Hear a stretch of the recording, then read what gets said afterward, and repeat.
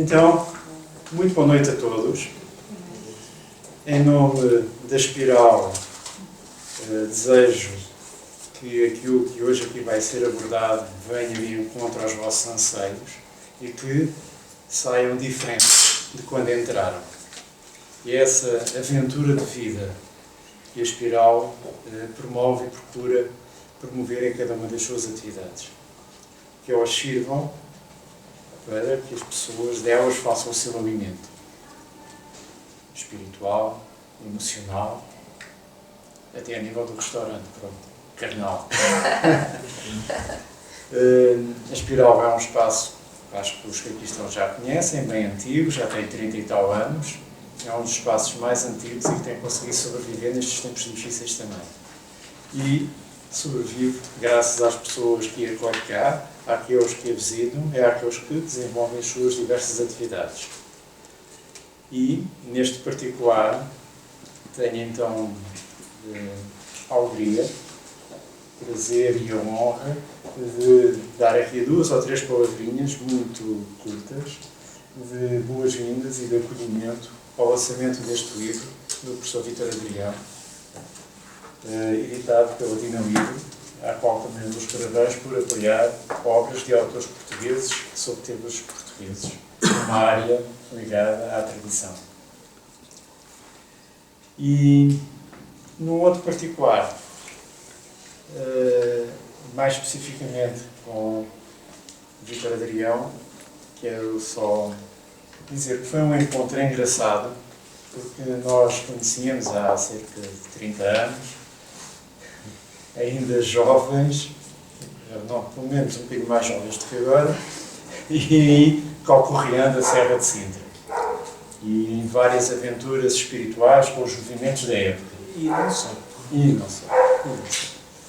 E é muito curioso, a vida depois afastou-nos, cada qual foi seguindo os seus percursos, mas juntou-nos agora ao destino neste espaço que acolhe uma obra sobre Sintra que também tanto acolheu da nossa vida e da nossa energia naquela época.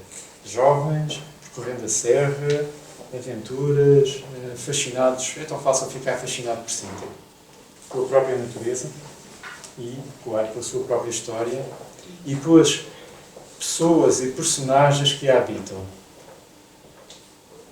As mais variadas, muitas delas seres muito engraçados, muito interessantes de conhecer.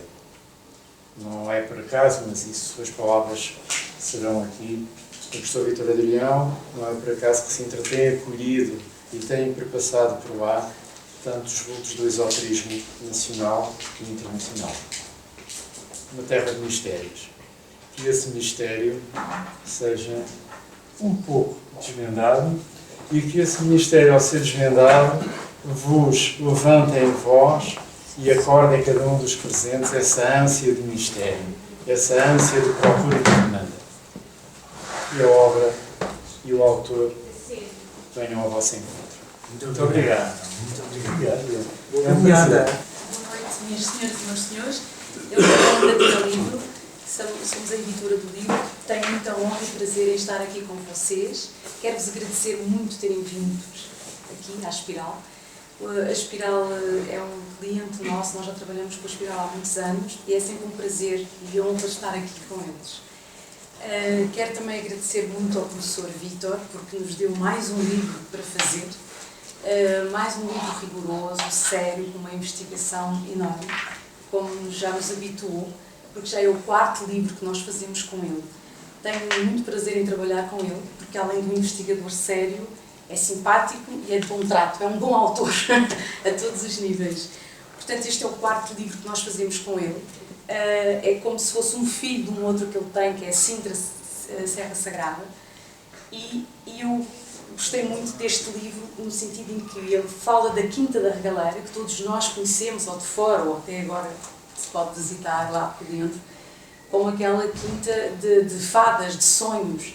Só que ele vem, desta vez, faz um guia indispensável, um guia indispensável para conhecer essa quinta, mas fala da pessoa que era o dono, quem mandou fazer a quinta, quem mandou fazer aquela casa. Que eu achei incrível essa viagem, porque as nossas casas falam de nós. Portanto, aquela casa é assim porque alguém esteve por trás, não é? E ele vai realmente contar a história desse alguém, que é o Carvalho Monteiro. Há muita coisa que eu aqui desconhecia, e também temos a honra e o prazer de hoje estar cá um descendente do Carvalho Monteiro, o que para mim também é um prazer e uma honra também, para a Dina Livre. Ele vai construindo tudo, vai contando quem é que está por trás daquela quinta, daquela casa, e toda aquela simbologia que nós vemos nas pedras, dentro da própria casa. E isso é que me encantou nesta obra, porque há muitos livros a falar da Quinta da Regaleira, não é? Enquanto monumento arquitetónico. E aqui não, ele foi à pessoa que era o dono da casa. Então é como se nós estivéssemos a viver com o Carvalho Monteiro, porque ele, ao longo do livro, ao longo dos 15 capítulos, ele vai falar de como é que ele era, ele foi investigar até às origens da família em Lagos da Beira, portanto, a freguesia de Oliveira do Hospital. Ele vai buscar a própria biblioteca do Carvalho Monteiro, que livros é que ele tinha. Portanto, acho que isto é precioso no sentido para nós entendermos aquele monumento, que é um monumento, sem dúvida, maravilhoso na própria Sintra. A Sintra já é maravilhosa, mas aquele monumento, de facto, impõe-se.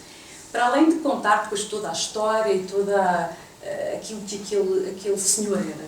Eu só vou ler um bocadinho, depois vou passar a palavra ao professor, porque ele sabe contar isto muito melhor que eu, e muito bem,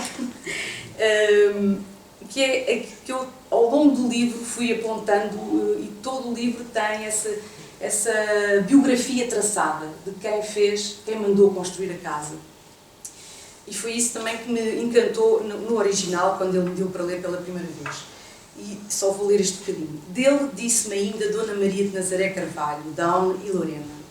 Era um homem bom, extraordinariamente simples, estatura mediana, barba que parecia seda, voz suave e doce. Detestava discussões, era muito difícil zangar-se e amava a verdade acima de tudo. Não gostava de mostrar o que sentia, era muito reservado e só se abria com íntimos. E prosseguiu. Pronto, depois nós vamos saber que ele era uma pessoa que ajudava muita gente, que ajudou muita gente, e todo o percurso dele, e porque é que ele mandou construir assim aquela sua quinta da Regaleira. Depois, além disso, o livro tem várias, que também foi uma coisa que eu gostei, imagens, não é? Ilustrações, que são, pronto, muito bonitas. Eu fiquei ainda indecisa de fazer a cores ou preto e branco, mas decidimos depois os dois, que a cor realmente contribuía para o leitor, e espero que vocês gostem todos, não só o que está escrito, mas depois também se deliciem com as imagens. Portanto, a cor daria um colorido a tudo isto que o professor Vítor, enfim, mais uma vez nos brindou com estas investigações dele por todo o lado, e em busca sempre da verdade, daquilo que está por trás da Portugalidade e daquilo das nossas tradições. Eu só vou dar aqui um pequeno resumo, que ele é formado em História e Filosofia, antiga licenciatura de Histórico-Filosóficas, e dedica-se à investigação no domínio da simbologia e da tradição portuguesa. No período medieval, coordenou diversos cursos sobre a história sagrada do nosso país, estudioso da cultura dos saloios, os seus trabalhos valeram louvores de várias idilidades e a medalha de honra de Santo António dos Cavaleiros. Com mais de 2.000 palestras realizadas e cerca de 40 obras publicadas, colabora com diversos meios de comunicação social. Autor da História Secreta do Brasil, interessou-se desde cedo pela temática da brasilidade, e a sua investigação nesta área foi reconhecida oficialmente quando a Sociedade de Estudos de Problemas Brasileiros o nomeou comendador. Em 2010, o Grande Priorato de São Paulo homenageou com o diploma e a medalha do Grande Oriente do Brasil. Loja Matas. Fundou a comunidade teológica portuguesa e administra um sítio virtual em lusofiaportugalis.com, dedicado aos tópicos da Portugalidade e da tradição. Pronto, ele, de facto, é um estudioso destes dois grandes temas e vai sempre em busca da investigação, e mais uma vez temos um livro em que, ao longo de todas as páginas, a gente encontra essa busca, não é? Essa busca da verdade, essa busca do que é que faz parte das nossas tradições portuguesas. E hoje, nestes tempos tão difíceis que nós estamos a viver, acho que é bom a gente resgatar todas as nossas forças, as nossas tradições, para que enfrentemos melhor todos estes tempos mais difíceis. Agora, mais uma vez, muito obrigado, professor, por ter-me dado este livro Passo-lhe a palavra para os leitores. Muito obrigado pelas palavras gentis do Dr. Paula Amaro. Agradeço também, como já agradeci ao doutor, ao nosso amigo António Paiva, amigo de longos anos, e agradeço a presença de um descendente aqui o Dr. António Augusto Carvalho Monteiro, senhor de muito barata, que muito me honra com a sua presença. E tal como muito me honra a vossa presença, pois sem vós não há razão de existir. Vós sois a razão de eu existir. Caso contrário, nada feito. E de mim também. Nós dois existimos. Quem está em público é isso. Falar um bocadinho do livro. A gente diz, já tive este livro, mas numa outra edição, da Ocidentais. E isto até é um bocado diferente. A ideia é ser diferente. Foi um livro escrito, desta vez, sem paixão. Sem paixão, sem rancor. Não. Passou. Muitos dos presentes sabem. Dos idos de 90. Passou. E cada um responderá perante o Criador pelas suas palavras e pelos seus atos. Passou. Nunca tive ambições pessoais de enriquecimento rápido e fácil à custa da Quinta da Regaleira, nada disso. Foi sempre a ambição espiritual e a comunicação da realidade e da tradição espiritual portuguesa ao todo da diáspora. Estou aqui em Portugal durante uns tempos, mas depois logo se verá como é que é o futuro. Portanto, o que está feito, está feito. Este livro, realmente interessante por ele, reescrevi-o de uma maneira fria, concreta, realçando a pessoa do Dr. António Augusto Carvalho Monteiro, que era filho de Francisco Augusto Mendes Monteiro, nascido em Lagos da Beira, em 9 de 3 de 1816. Depois foi para o Brasil, ficou ali pelo Rio de Janeiro, voltou a Lisboa, já casado, onde veio a falecer no seu palácio da Rua do Alecrim, portanto, no dia 1 de 11 de 1890. A sua mãe, a mãe de Carvalho Monteiro, era a senhora Dona Teresa Carolina de Carvalho, uma senhora abastada, uma senhora rica, com posses, herdeira de fortuna paterna, enquanto o seu cônjuge, Francisco Monteiro, teve que cursar a vida a pulso. Instalou um comércio no Rio de Janeiro, onde teve sucesso, juntou, pronto, e depois conheceu a senhora, casaram-se, etc. Esta Teresa de Carolina de Carvalho, mãe do Carvalho Monteiro, nasceu em 1 de 10 de 1810 e faleceu em 2 de 4 de 1871. Não tenho certeza, mas presumo, com quase a certeza, atendendo aos registros obituários, que faleceu em Coimbra. Portanto, acompanhou o esposo de volta à metrópole, Portugal. O António Augusto Carvalho Monteiro, filho de ambos, nasceu no Rio de Janeiro, em 27 de 11, portanto, novembro de 1848, e falece no seu palácio da Quinta da Regaleira em 25 de outubro de 1920. Casou com uma brasileira que conheceu, também no Rio de Janeiro. Gostaram muito um do outro, etc. Perpétua Augusta Pereira de Melo. Esta Perpétua Augusta Pereira de Melo era descendente de um português, mas nascida no Brasil. Depois veio para Portugal pequena, ela estudou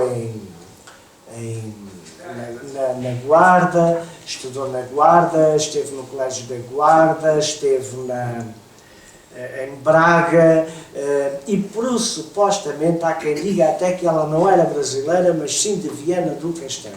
Bom, a verdade é que ela nasce por volta de 1852 e veio falecer em Portugal em 25 de 12 de 1913. O Carvalho Monteiro gostava muito da esposa, foi um amor à primeira vista. Ele adulou-a, ele quase a deificou, ou mesmo a deificou, a pontos de, quando ela falece neste dia de Natal, em 1913, portanto,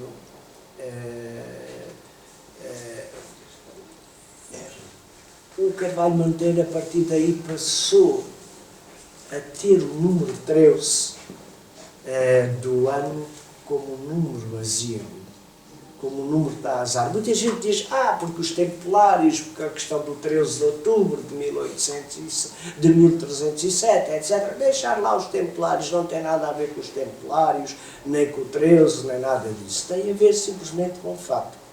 Ele azarou o dia pela simples razão de lhe lembrar a esposa falecida, partida, nessa mesma altura.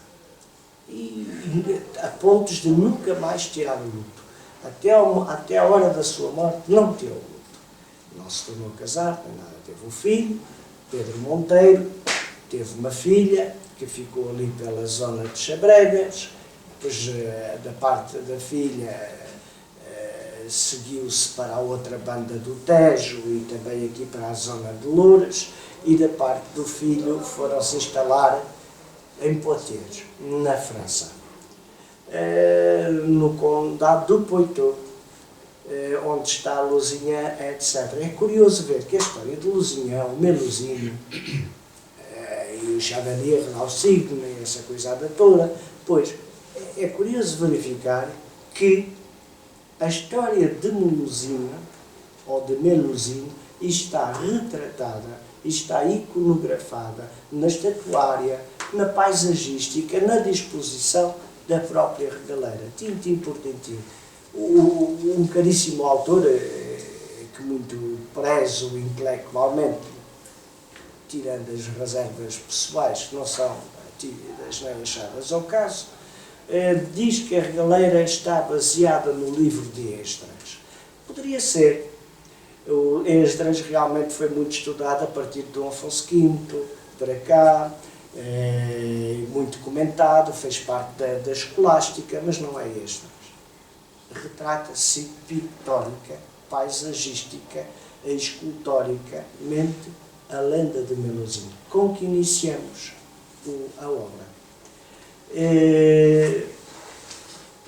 Ainda voltando ao Carvalho Monteiro, ele veio muito novo para Portugal, esteve na Universidade de Coimbra, estudou, começou a cadeira de Filosofia, não a terminou.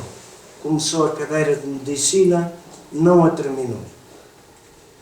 Matriculou-se em Direito e terminou o curso de Direito.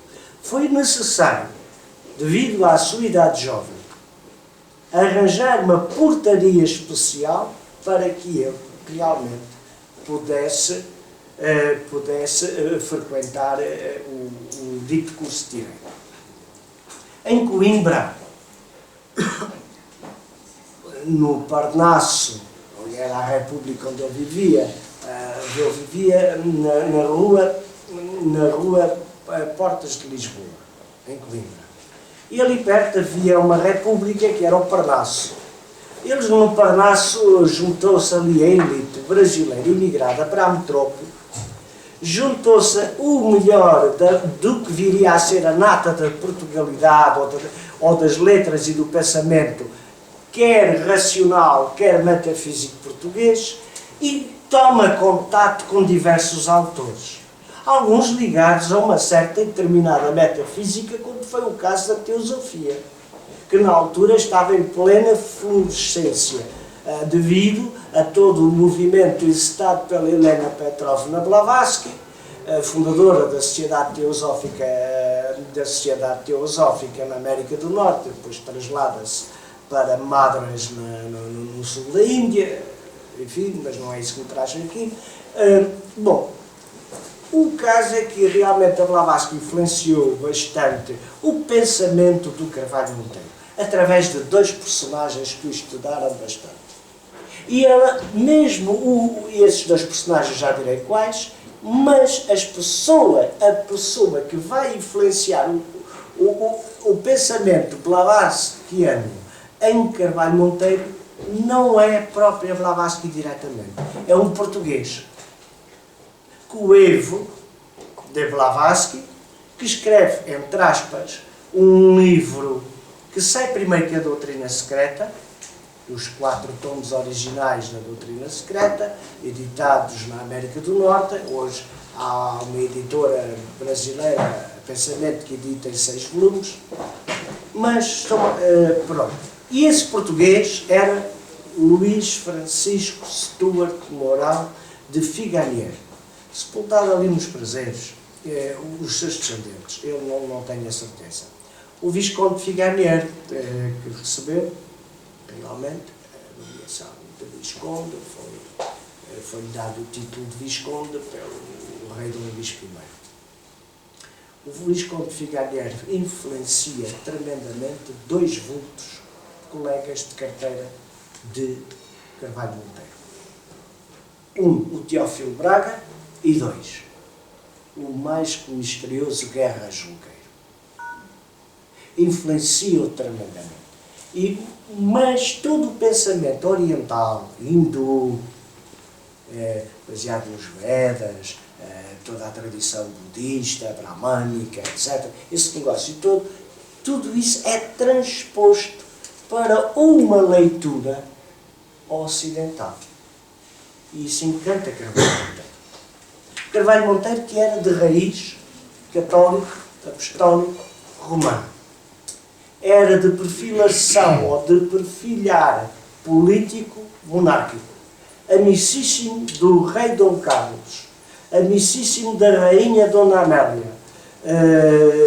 Constantemente se encontravam, tal como o seu pai Francisco Mendes Monteiro fora amicíssimo do rei Dom Fernando II e do rei Dom Luís, filho de Dom Fernando.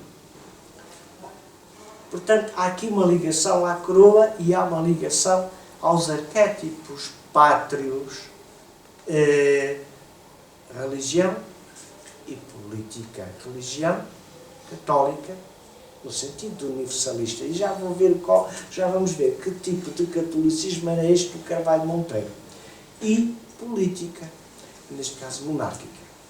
Isto valeu à facção política, precisamente no ano da morte da sua esposa, ser encarcerado, acusado de atentar contra o então Presidente da República, Afonso Costa, ser encarcerado e julgado à revelia no Tribunal da Boa Ordem.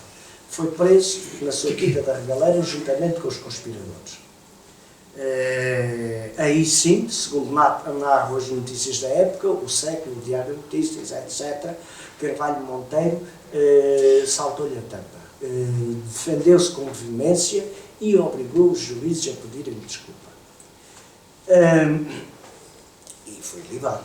Ele não tinha nada a ver com a cantada. Era simpatizante, ele albergou na sua quinta da Regaleira os conspiradores, mas não participaram na conspiração lavrada, tecida na Praia das Maçãs. Do aspecto católico. Bem, do aspecto católico, Carvalho Monteiro professava a religião católica, confessava, assistia à missa, comungava, portanto era um católico convicto. Mas este seu catolicismo tinha um outro aspecto escondido. Este outro aspecto escondido eram as suas influências, digamos, metafísicas ou esotéricas, apreendidas em Coimbra. Junto daqueles, o Teófilo Braga veio a ser Presidente da República, o Guerra Junqueiro veio a ser realmente o taumaturgo do Norte, juntamente com o Sampaio Bruna, etc. Bom, do Porto. Era um gnosticismo, uma gnose cristã, que estava perfeitamente de acordo com a palavra, de acordo com as escrituras, como naquela parte em que Jesus, Mateus, salvo erro, diz: a vós vos digo tudo às claras aos outros, reserve-me, diga as coisas por metáforas e palavras. Portanto, há aqui uma leitura esotérica, velada, e há uma leitura exotérica, X, aberta, pública. Portanto, nada em contrariedade com o sentido das Escrituras. Esta gnose era cristã. Esta gnose era cristã. Aqui temos duas leituras, uma leitura confessional do catolicismo, católicos, universalista, termo grego, a universalidade mental de Carvalho Monteiro. Temos aqui uma versão católica, sapiencial, e temos uma versão mais familiar, mais pública, etc., confessional. Dentro da versão sapiencial, Carvalho Monteiro abraça realmente os arquétipos da Portugalidade, encenando, coreografando para a sua Quinta da Regaleira, que mandou construir e cuja construção começa por volta de 1900, vai terminar em 1910, mas as obras arrastam-se praticamente até 1918. O jardim nunca ficou completo, o carrilhão de sinos que tocava as Ave Marias de hora a hora nunca chegou, que foi encomendada à firma de Besançon, lá na França, isso nunca chegou. Bom, outras coisas.